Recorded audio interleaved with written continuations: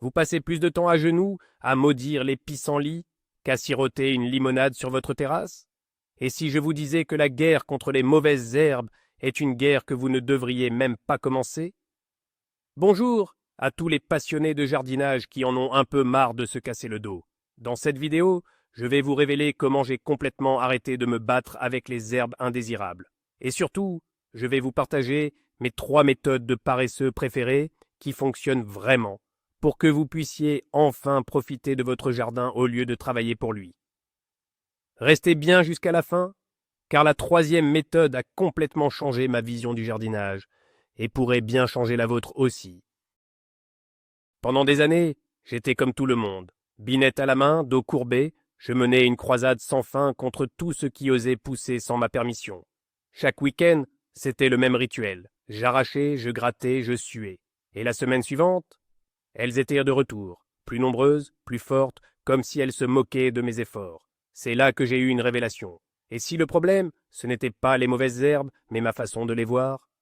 J'ai réalisé que je perdais mon temps et mon énergie dans une bataille perdue d'avance. La nature a horreur du vide.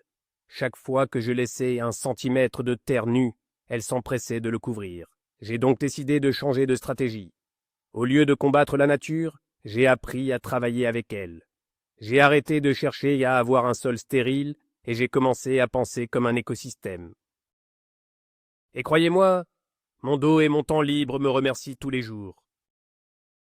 Alors, passons à la première méthode, la plus fondamentale, celle qui a eu l'impact le plus immédiat dans mon jardin, le paillage. Ou devrais-je dire, le paillage massif et intelligent. Le concept est d'une simplicité biblique, couvrir le sol nu. C'est tout. Mais les effets sont absolument spectaculaires. En couvrant le sol avec une couche épaisse de matière organique ou minérale, vous allez agir sur plusieurs fronts simultanément. Premièrement, et c'est ce qui nous intéresse le plus, vous bloquez la lumière. Or, la grande majorité des graines de mauvaises herbes ont besoin de lumière pour germer. Pas de lumière, pas de germination. C'est aussi simple que ça. Vous étouffez littéralement le problème dans l'œuf. Deuxièmement, vous conservez l'humidité du sol. Un bon paillis agit comme une éponge, réduisant l'évaporation de manière drastique. Cela signifie moins d'arrosage pour vous et des plantes plus heureuses. Troisièmement, vous régulez la température du sol, le protégeant des chaleurs extrêmes en été et du gel en hiver. Et enfin, si vous utilisez un paillis organique, vous nourrissez votre sol. En se décomposant lentement, le paillis enrichit la terre en humus, améliore sa structure et nourrit la vie microbienne. Vous transformez une corvée en un acte bénéfique pour tout votre jardin. C'est un véritable cercle vertueux. Maintenant, vous vous demandez peut-être quel type de paillis utiliser? Il existe une multitude d'options, et le meilleur choix dépend de votre situation. Commençons par les paillis organiques, mes préférés. Le bois raméal fragmenté, ou BRF, est le roi des paillis pour les arbustes et les vivaces. Il s'agit de jeunes rameaux broyés qui se décomposent lentement, apportant une nutrition incroyable au sol. Les copeaux de bois sont une autre excellente option, très esthétique et durable. La paille est parfaite pour le potager. Elle est bon marché, facile à étaler et protège vos légumes des éclaboussures de terre. Les feuilles mortes à l'automne, une ressource gratuite et formidable. Ne les mettez plus en sac, broyez-les avec la tondeuse et étalez-les sur vos massifs. Les tondes de gazon, séchées au préalable pour éviter qu'elles ne forment une croûte imperméable, sont aussi un excellent paillis riche en azote. L'idée est d'utiliser ce que vous avez sous la main. Chaque paillis a ses propres caractéristiques, mais le principe reste le même. Créer une barrière protectrice et nourricière. Pensez à votre sol comme une peau fragile qu'il faut protéger. Laisser le sol nu, c'est comme sortir en plein soleil sans crème solaire. Le paillage, c'est la crème solaire, le chapeau et le parasol de votre jardin. Continuons avec les paillis organiques, car ils sont vraiment au cœur de la stratégie du jardinier paresseux. Au-delà des classiques, il y a des options plus spécifiques. Par exemple, les cosses de sarrasin ou de cacao sont très légères et esthétiques, parfaites pour les potées et les jardinières. Elles forment une couverture fine mais efficace. le compost semi-mûr est aussi une forme de paillage. En l'étalant en surface, vous nourrissez le sol tout en limitant la pousse des adventices. C'est une technique 2 en 1. Le lin ou le chanvre, souvent vendus en paillettes, sont excellents pour le potager, notamment autour des fraisiers, car ils repoussent les limaces. Il est important de comprendre que le choix du paillis peut aussi influencer le pH de votre sol. Par exemple, les aiguilles de pin, en se décomposant, acidifient légèrement le sol, ce qui est parfait pour les plantes de terre de bruyère comme les rhododendrons ou les hortensias. À l'inverse, la paille est plutôt neutre. L'épaisseur est aussi cruciale. Pour être vraiment efficace contre les mauvaises herbes, visez une couche d'au moins 7 à 10 cm. Cela peut paraître beaucoup, mais un paillis organique se tasse avec le temps. N'ayez pas peur d'être généreux. C'est un investissement initial qui vous fera gagner des dizaines d'heures de travail par la suite. Parlons maintenant des paillis dits inorganiques ou minéraux. Ils ont aussi leur place dans un jardin sans entretien. Le plus connu est probablement le gravier ou la pouzzolane. Ces paillis sont parfaits pour les jardins secs, les rocailles ou les jardins de style contemporain. Leur principal avantage est leur durabilité. Une fois en place, ils ne bougent plus pendant des années. Ils ne nourrissent pas le sol, mais ils sont excellents pour garder la chaleur et sont idéaux pour les plantes qui aiment avoir les pieds au sec, comme les lavandes, les thym ou les sédums. Les éclats d'ardoise sont une autre option très esthétique, créant un contraste magnifique avec le feuillage des plantes. Cependant, il y a une précaution majeure à prendre avec les paillis minéraux. Il est presque indispensable de poser une toile géotextile en dessous. Sans cette barrière, la terre finira par se mélanger au gravier et les mauvaises herbes finiront par s'y installer, rendant le désherbage encore plus cauchemardesque.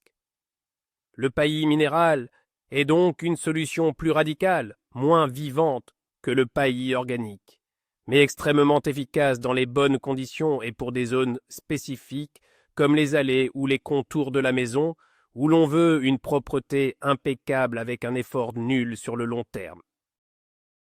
Abordons un sujet qui fait débat chez les jardiniers, les toiles de paillage et les bâches en plastique. Sont-elles une solution miracle ou une fausse bonne idée? La réponse est « ça dépend ». Les toiles tissées en plastique noir sont très efficaces pour empêcher la pousse des mauvaises herbes, c'est indéniable. Elles sont souvent utilisées dans les potagers professionnels ou pour la plantation de haies.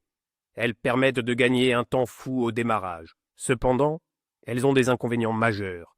D'abord, elles sont fabriquées à partir de pétrole, ce qui n'est pas idéal d'un point de vue écologique. Ensuite, avec le temps, elles se dégradent sous l'effet des UV et se fragmentent en microplastiques qui polluent à votre sol pour des siècles. Enfin, elles empêchent la vie du sol de respirer correctement et bloquent l'apport de matière organique. Une alternative plus intéressante est le carton. Oui, du simple carton brun, sans encre de couleur ni ruban adhésif. C'est la technique de la lasagne. Vous posez le carton directement sur le sol, même sur de l'herbe, vous l'arrosez bien et vous le couvrez d'une épaisse couche de compost et de paillis. Le carton va étouffer les mauvaises herbes existantes, puis se décomposer en quelques mois, nourrissant les vers de terre et améliorant la structure de votre sol. C'est une méthode gratuite, écologique et ultra efficace pour créer un nouveau massif sans aucun travail de bêchage. La mise en place du paillage est une étape clé. Ne vous contentez pas de jeter votre paillis au hasard. La première règle est de toujours pailler sur un sol propre. Prenez le temps de faire un dernier bon désherbage. Si vous paillez par-dessus des herbes vivaces, bien installées comme le liseron ou le chien d'Inde, elles finiront par traverser une couche de paillis organique. Pour ces cas difficiles, la technique du carton mentionnée précédemment est votre meilleur allié. Deuxième règle, n'enterrez pas le collet de vos plantes. Le collet est la jonction entre les racines et la tige. C'est une zone sensible qui n'aime pas être humide en permanence. Laissez toujours un petit espace de quelques centimètres autour du tronc de vos arbustes ou de la base de vos vivaces pour permettre à l'air de circuler et éviter les risques de pourriture. Troisième règle, le bon moment pour pailler est au printemps. Lorsque le sol s'est déjà un peu réchauffé et qu'il est humide après les pluies, ou à l'automne, pour protéger le sol pendant l'hiver. Pailler sur un sol gelé ou complètement sec n'est pas optimal. Enfin, n'oubliez pas que le paillis organique n'est pas éternel. Il se décompose et c'est une bonne chose. Il faudra donc le recharger tous les ans ou tous les 2 ans en ajoutant une nouvelle couche. Voyez cela non pas comme une corvée, mais comme le moment où vous offrez un bon repas à votre jardin. Après avoir bien couvert notre sol, passons à la deuxième méthode, qui est le prolongement logique de la première. J'ai nommé les plantes couvre-sol. L'idée est simple. Si la nature a horreur du vide, alors ne lui laissons aucun vide à combler. Au lieu d'utiliser un paillis inerte, nous allons utiliser un paillis vivant. Les plantes couvre-sol sont des plantes, souvent des vivaces, qui ont un port rampant ou tapissant. Elles s'étendent naturellement pour former un tapis dense et compact qui ne laisse aucune chance aux mauvaises herbes de s'installer. C'est la solution la plus esthétique et la plus écologique sur le long terme. Une fois bien établies, elles ne demandent quasiment aucun entretien. Elles font le travail de désherbage à votre place, tout en offrant une floraison, un feuillage décoratif et en créant un habitat pour la petite faune du jardin. C'est comme avoir une équipe de jardiniers miniatures qui travaillent pour vous 24 heures sur 24, 7 jours sur 7. De plus, leur système racinaire dense aide à stabiliser le sol, prévenant l'érosion dans les talus. C'est une stratégie gagnant-gagnant sur tous les plans. Moins de travail pour vous, un jardin plus beau et un écosystème plus sain. Le seul investissement est un peu de patience au début, le temps que le tapis se forme. Le choix de la bonne plante couvre-sol est absolument crucial. Il ne s'agit pas de planter n'importe quoi n'importe où. Le secret est de choisir une plante parfaitement adaptée à vos conditions. Pour un coin en plein soleil et un sol sec, voire pauvre, pensez au sédum tapissant, au thym serpolé, à l'hélichrysum ou à la verveine tapissante. Ces plantes sont des championnes de la sécheresse et formeront un tapis dense là où même le gazon peine à survivre. Elles sont parfaites pour les rocailles, le dessus des murets ou les bordures d'allées en plein cagnard. Pour une zone à mi-ombre avec un sol frais, les options sont encore plus nombreuses. Le géranium vivace, Macrorhizum, est un de mes favoris. Son feuillage est odorant, il est persistant ou semi-persistant et il couvre le sol de manière si dense que rien ne passe à travers. Les pervenches, les bugles rampantes, Ajuga reptens, avec leur feuillage pourpre ou panaché, ou encore le Waldsteinia alternata, une sorte de fraisier d'ornement, sont d'autres excellents choix pour ces situations. Pour l'ombre dense, sous des arbres par exemple, où rien ne semble vouloir pousser, ne désespérez pas. L'épimédium, aussi appelée fleur des elfes, est une plante magique qui tolère l'ombre sèche une fois installée. Le lierre, bien que parfois envahissant, est une solution radicale pour les coins difficiles, à condition de le maîtriser. L'important est d'observer votre jardin et de choisir la plante qui s'y plaira sans demander d'effort. Comment installer ces plantes couvre-sol pour maximiser leurs chances de succès? La préparation du sol est, comme toujours, une étape importante. Avant de planter, faites un désherbage méticuleux de la zone. C'est le dernier gros effort que vous aurez à faire. Améliorez le sol avec un peu de compost pour donner un bon départ à vos plantes. Ensuite, vient la question de la densité de plantation. C'est une erreur commune de planter trop espacé pour économiser de l'argent. Le problème est que cela laissera le sol nu pendant très longtemps, invitant les mauvaises herbes à s'installer et vous obligeant à désherber pendant des mois, voire des années, en attendant que tout se rejoigne. Il vaut mieux planter plus serré. Renseignez-vous sur l'étalement final de la plante choisie et plantez-les de manière à ce que le sol soit couvert en 1, voire 2 saisons de croissance maximum. Oui, l'investissement initial est un peu plus élevé, mais le gain de temps par la suite est immense. Après la plantation, arrosez généreusement, et vous l'aurez deviné, paillez. Paillez entre vos jeunes plants de couvre-sol. Cela va les protéger, garder l'humidité et empêcher les mauvaises herbes de concurrencer vos nouvelles recrues pendant leur phase d'installation. Une fois que le tapis est formé, le paillage ne sera plus nécessaire. Certains jardiniers ont peur des plantes couvre-sol. les accusant d'être envahissantes. Il est vrai que certaines plantes ont un tempérament de conquérant. C'est d'ailleurs pour ça qu'on les choisit. Mais envahissant ne veut pas dire incontrôlable. Il suffit de connaître sa plante et d'agir en conséquence. Il y a 2 types de plantes couvre-sol, les drageonnantes, qui s'étendent par des racines souterraines, et les stolonifères, qui s'étendent par des tiges qui courent à la surface du sol. Les stolonifères, comme le fraisier ou la bugle rampante, sont généralement plus faciles à maîtriser. Si une tige part dans une direction non désirée, un simple coup de sécateur suffit. Les drageonnantes, comme certaines menthes ou le lierre, peuvent être plus agressives. Il faut donc soit leur donner un grand espace où elles peuvent s'exprimer librement, soit installer des barrières anti-rhizome dans le sol au moment de la plantation pour les contenir. Une autre technique simple pour les maîtriser est de tondre les bordures. En passant la tondeuse le long de votre massif de couvre-sol, vous coupez net toute tentative d'évasion sur votre pelouse. La clé est la prévention et le choix judicieux. Ne plantez pas une menthe au milieu d'un petit massif de vivaces délicates. Choisissez la bonne plante pour le bon endroit. Une fois que votre tapis de couvre-sol est bien établi, l'entretien est quasi inexistant. Fini le désherbage, fini le paillage annuel. Vous n'aurez qu'à intervenir ponctuellement. Par exemple, après quelques années, certaines plantes peuvent devenir un peu moins denses au centre. Un apport de compost en surface au printemps peut les revitaliser. Pour d'autres, une petite taille de rafraîchissement après la floraison peut être bénéfique pour garder un aspect compact et soigné. Mais on parle ici d'interventions de quelques minutes par an, pas de journées entières de travail. L'un des grands avantages des couvre-sols est aussi leur résilience. Beaucoup d'entre eux tolèrent un piétinement léger, ce qui les rend plus pratiques que le paillis dans certaines zones. Ils créent un microclimat favorable au pied de vos plantes plus grandes, gardant une fraîcheur bénéfique. En choisissant des variétés à floraison, vous offrez aussi une source de nectar pour les insectes pollinisateurs. Vous ne créez pas seulement un jardin facile, vous créez un écosystème riche et dynamique. C'est une vision du jardinage beaucoup plus holistique et satisfaisante que la simple lutte contre les adventices. C'est une collaboration avec le vivant. Pour un effet encore plus spectaculaire et naturel, n'hésitez pas à mélanger plusieurs types de plantes couvre-sol. Jouez avec les textures et les couleurs de feuillage.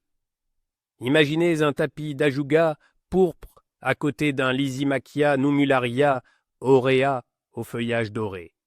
Le contraste est saisissant. Vous pouvez aussi combiner des couvre-sols avec des bulbes de printemps.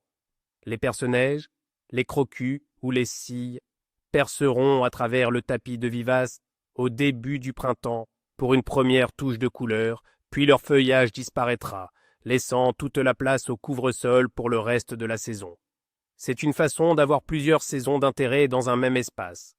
Dans les zones plus grandes, vous pouvez créer des vagues de différentes plantes tapissantes, imitant les paysages naturels.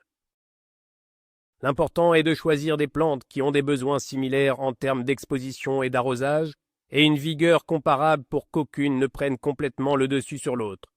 Cette approche demande un peu plus de planification au départ, mais le résultat est un jardin unique, dynamique, et qui semble avoir toujours été là. C'est l'art de peindre avec les plantes pour couvrir la toile de votre sol. Les plantes couvre-sol ne sont pas réservées aux grands jardins ou aux massifs. Elles sont aussi des alliées précieuses dans le potager.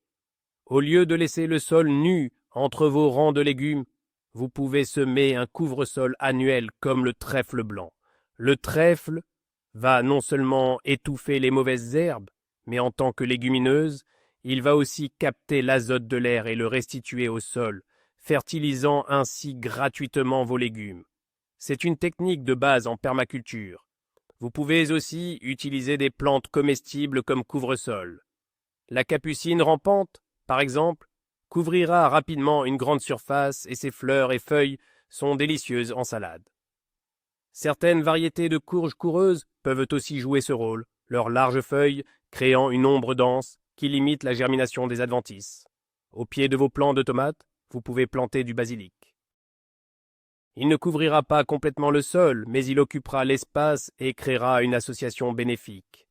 L'idée est de maximiser l'utilisation de chaque centimètre carré de votre potager, non seulement pour produire de la nourriture, mais aussi pour prendre soin de votre sol et vous éviter du travail. Chaque plante a plusieurs fonctions potentielles, il suffit de les voir. Enfin, avant de passer à la troisième méthode, un dernier mot sur les couvre-sols, la patience. C'est peut-être le conseil le plus important. Lorsque vous plantez des petits bigodets, il est difficile d'imaginer qu'ils formeront un jour un tapis luxuriant. La première année, vous aurez l'impression que rien ne se passe, et vous devrez peut-être encore désherber un peu entre les plants. Ne vous découragez pas. C'est la fameuse règle du jardinage pour les vivaces. La première année, elles dorment, la deuxième année, elles rampent, et la troisième année, elles bondissent. C'est particulièrement vrai pour les couvre-sols. L'effort que vous fournissez au début, en préparant bien le sol, en plantant assez dense et en paillant, est un investissement qui vous sera remboursé au centuple dans les années à venir. Le jardinage paresseux n'est pas un jardinage de l'immédiateté, c'est un jardinage de la réflexion et de la planification. Il s'agit de mettre en place des systèmes qui, une fois établis, fonctionnent tout seuls. Les plantes couvre-sol sont l'incarnation parfaite de cette philosophie. Elles sont la preuve vivante qu'en travaillant avec la nature, on peut obtenir des résultats magnifiques avec un minimum d'effort. Nous arrivons maintenant à la troisième méthode. Celle-ci n'est pas une technique à proprement parler, mais plutôt un changement radical de philosophie. C'est l'art du désherbage chirurgical et préventif. Même avec le meilleur paillis et les meilleurs couvre-sols, une mauvaise herbe tenace trouvera toujours un moyen de pointer le bout de son nez de temps en temps. La différence, c'est comment vous allez réagir. L'ancien moi aurait attendu le week-end, constaté avec horreur l'invasion, et aurait passé 3 heures à tout arracher dans un accès de rage. Le nouveau moi, le jardinier paresseux, a une approche complètement différente. L'idée de base est simple, mieux vaut intervenir 1 minute chaque jour que 3 heures chaque mois. J'ai instauré une petite routine. Chaque soir, ou presque, je fais un petit tour de mon jardin, ma boisson préférée à la main. Ce n'est pas une corvée, c'est un moment de détente. Et pendant cette promenade, si je vois une jeune pousse de mauvaise herbe, je l'arrache immédiatement. Cela prend littéralement 2 secondes. À ce stade, ses racines sont minuscules et elle sort de terre sans aucun effort. Le secret est d'agir quand le problème est petit. En faisant cela régulièrement, vous ne laissez jamais les mauvaises herbes s'installer, développer un système racinaire profond ou, pire encore, monter en graines. Cette stratégie du peu mais souvent repose sur la compréhension du cycle de vie des mauvaises herbes. Une seule plante de chénopode blanc peut produire jusqu'à 70 000 graines. Une seule, si vous la laissez monter en graines, vous ne vous battez plus contre une plante, mais contre une armée potentielle pour les 7 prochaines années, car les graines peuvent rester dormantes dans le sol très longtemps. C'est le fameux dicton, 1 année de graines, 7 années de peine. En arrachant cette unique plante avant qu'elle ne fleurisse, vous venez d'économiser des heures et des heures de désherbage futur. C'est l'action la plus rentable que vous puissiez faire dans votre jardin. Pour rendre ce désherbage chirurgical encore plus facile, ayez toujours un bon outil à portée de main. J'ai un petit couteau de jardin, un ori-ori, que je garde près de la porte ou dans une poche. Il est parfait pour extraire les racines pivotantes, comme celles des pissenlits, d'un seul coup net et précis. Avoir le bon outil au bon moment transforme une tâche potentielle en un geste rapide et satisfaisant. Il faut aussi choisir le bon moment pour intervenir. Le meilleur moment pour désherber est après une bonne pluie, quand la terre est meuble. Les racines viennent toutes seules, sans effort. Désherber dans un sol sec et dur, c'est s'assurer de casser la racine, qui repoussera de plus belle. Pour pousser la logique préventive encore plus loin, parlons d'une technique de pro utilisée avant même de planter quoi que ce soit. Le faux semis. C'est particulièrement utile pour créer une nouvelle zone de potager ou un massif de fleurs à partir de graines. Le principe est diaboliquement malin. Vous préparez votre sol comme si vous alliez semer. Vous l'ameublissez, vous le nivelez. Puis, au lieu de semer vos graines, vous ne faites rien. Vous arrosez la parcelle comme si elle était semée. Que va-t-il se passer? Toutes les graines de mauvaises herbes qui étaient en dormance à la surface du sol, réveillées par la lumière et l'humidité, vont germer en masse. Vous laissez pousser ces jeunes plantules pendant 1 à 2 semaines, jusqu'à ce qu'elles forment un léger tapis vert. Puis, par temps sec, vous passez un léger coup de râteau en surface ou une houe sur 1 ou 2 centimètres de profondeur. Cela va déraciner et dessécher toutes ces jeunes mauvaises herbes. Vous pouvez répéter l'opération une 2e fois si nécessaire. Et voilà, vous venez d'épuiser une grande partie du stock de graines de mauvaises herbes présentes en surface. Vous pouvez alors semer vos propres graines dans un sol propre, leur donnant une avance considérable sur la concurrence. C'est une technique qui demande un peu de patience, mais qui est d'une efficacité redoutable.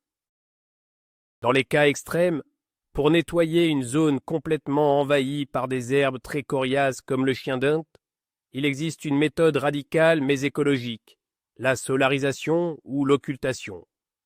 Cela consiste à couvrir la zone avec une bâche noire et opaque pendant plusieurs mois, idéalement pendant la saison chaude et ensoleillée. La bâche va bloquer complètement la lumière, empêchant toute photosynthèse. Les plantes en dessous vont donc s'épuiser et mourir.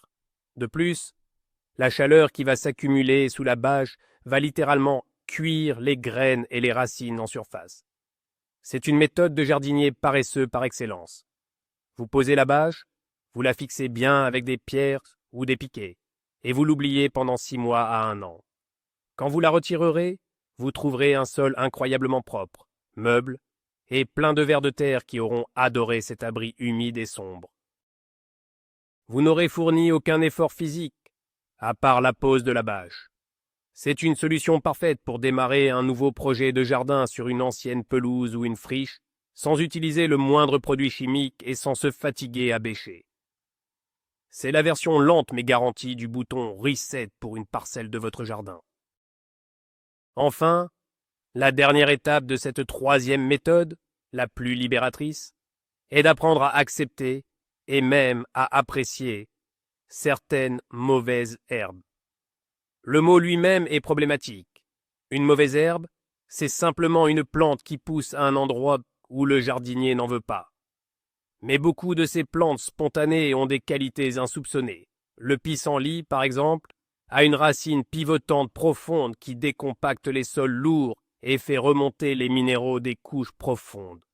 Ces miellefleurs sont une source de nourriture précoce et vitale pour les abeilles au sortir de l'hiver. Le trèfle, qui s'invite souvent dans les pelouses, est une légumineuse qui fixe l'azote et nourrit le gazon. L'ortie, si redoutée, est un indicateur de sol riche, un abri pour de nombreux papillons et la base du purin, un des meilleurs engrais naturels.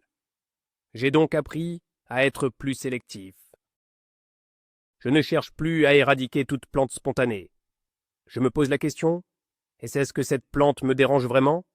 Est-ce qu'elle concurrence mes cultures ou est-ce qu'elle a une utilité? J'ai laissé des zones de mon jardin un peu plus sauvages. J'accepte le lierre sur un vieux mur, je tolère les violettes dans ma pelouse. Mon jardin est moins parfait au sens horticole traditionnel, mais il est plus vivant, plus résilient, et il me demande infiniment moins de travail. En résumé, le passage à un jardinage paresseux ne se fait pas en un jour, c'est un processus. Il faut d'abord investir un peu de temps et de matière grise dans la mise en place de ces systèmes.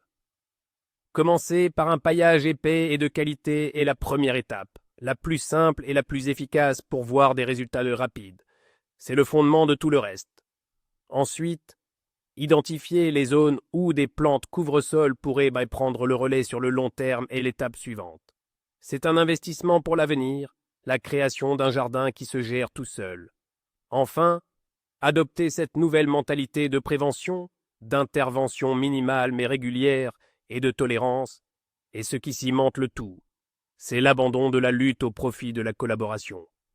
Ces 3 méthodes combinées créent une synergie puissante. Le paillis protège le sol le temps que les couvre-sols s'installent. Les couvre-sols, une fois établis, rendent le paillage superflu. Et la vigilance préventive s'occupe des quelques récalcitrants qui oseraient encore apparaître. C'est une approche complète qui vous libère de la tyrannie du désherbage et vous rend le plaisir de jardiner. Vous passez du statut d'ouvrier de votre jardin à celui de chef d'orchestre d'un écosystème qui travaille pour vous. Voilà, nous avons fait le tour de ces 3 approches qui ont, je l'espère, changé votre perspective sur les mauvaises herbes.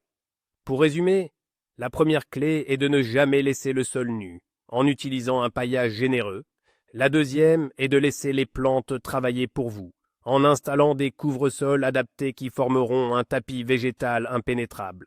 Et la troisième, la plus importante, est de changer votre mentalité.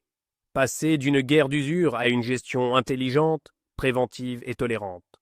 Le but n'est pas d'avoir un jardin aseptisé et sans vie, mais un jardin luxuriant, résilient et surtout un lieu de plaisir et non de corvée.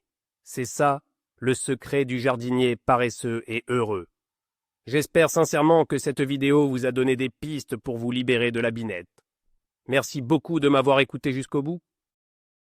Si vous avez apprécié, n'oubliez pas de laisser un pouce bleu, de vous abonner pour ne pas manquer les prochaines astuces et surtout de partager votre expérience dans les commentaires.